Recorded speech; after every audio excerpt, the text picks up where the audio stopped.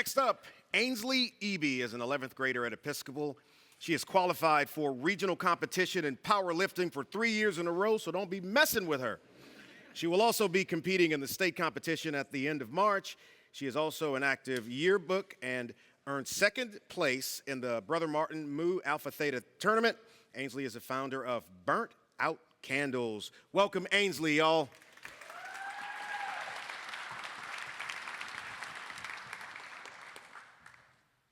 We've all been stressed before, and I think it's safe to say that stress is not a great feeling to have. One thing I like to do when I'm stressed is to light a candle. However, my dad would always walk into the room and blow it out. He claimed that the candles gave him migraines. So I did some more research into it, and as he loves to remind me, he was right. It turns out candles are terrible for you. In a general Bath & Body Works candle, there's all these chemicals you can't even pronounce. There's paraffin, which is linked to several lung diseases and even some cancers. And some candles even have formaldehyde in them. The solution is burnt out candles, which contains only 3 natural ingredients: beeswax, coconut oil, and the fragrance. Burnt out candles also uses a special scent mixture scientifically backed by the National Institutes of Health that can help reduce stress and increase productivity for students.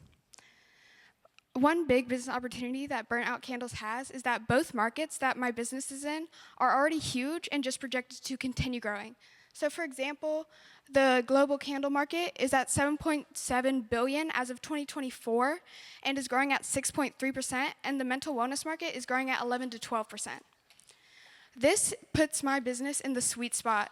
Because the markets are overlapping, it creates this special niche that customers love and they're not going to find anywhere else. However, because of the size of the markets, it still appeals to millions of customers, giving us an unlimited potential customer base. Our main competition is Bath & Body Works, but burnt out candles is better because they're designed specifically for students.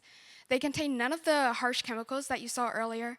They're higher quality because I hand make and hand pour every single candle, and they're eco-friendly through using recycled materials. Today's big ask is $5,000. After a personal investment of $500, I'd like to use this money to go towards shipping and labeling materials, building a flameless version for college dormitories, and for buying stress balls to go with every purchase to play into the stress-relieving aspect of the business. With burnt out candles, stay healthy mentally, physically, and environmentally. Thank you.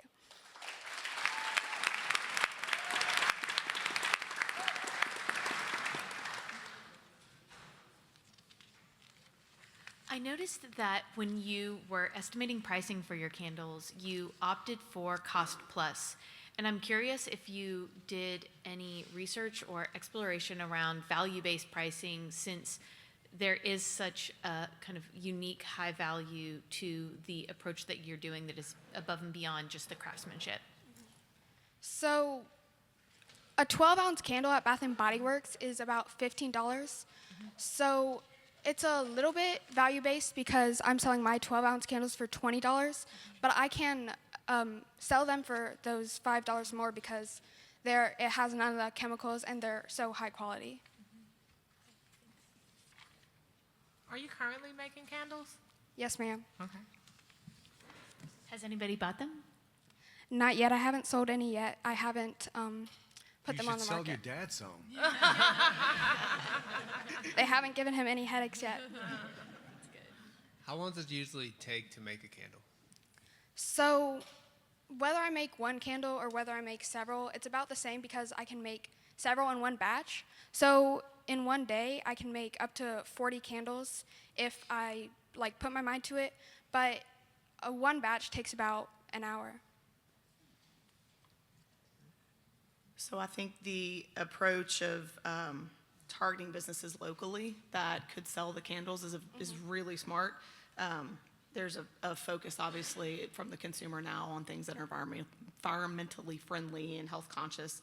How would you decide which boutiques or retail stores are aligned with your core values and match the consumer that you're looking to sell this candle to? So I would use some of my connections that I know through school, and I would definitely do research behind the business. I would talk with the owner or the employees of the business, make sure that they're aligned with my morals and values, and then hopefully I can, do a deal with them and they can sell my candles. Ainsley, I guess I only have one more question. You mentioned it in your proposal as well. You do 40 candles. If someone would one of these stores would come to you and ask you for 1,000, your growth sort of. What's your vision on growth? Have you given that any more thought about how you go and meet that expectation? So as of right now, I would not like to grow that much since, I'm still in high school. I still have to finish school. But after that, I can, really do it as my job. And so I can make much more candles then, and then I can focus on growing my business. Thank you.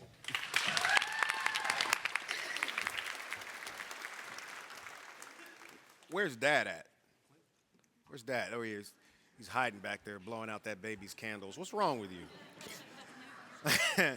Michael Vickers is a 12th grader at Dutchtown High School. He enjoys trucks, music, and playing golf.